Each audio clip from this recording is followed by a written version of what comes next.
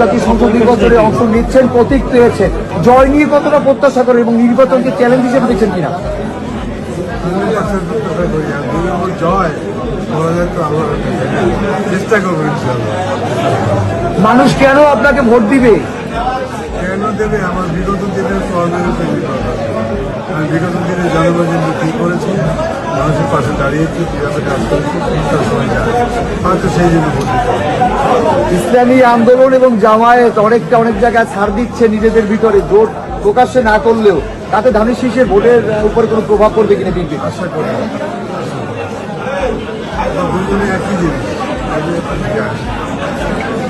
প্রার্থী হিসাবে নিরাপত্তা কি দেখছেন আইন শৃঙ্খলা বাহিনীর যে নির্বাচনের পরিবেশটা আছে কিনা? না, সেটা এখন বর্তমানে আমাদের সন্দেহ আছে।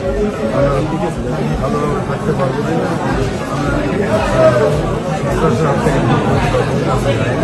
আমাদের ভয় আছে এখন যে আমাদের যেগুলো স্যার আমাদের আমরা করতে পারি করবেন এবং জানি না করতে পারে।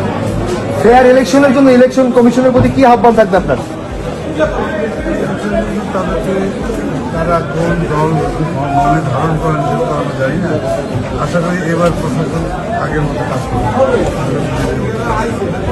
আশা করি। ধন্যবাদ।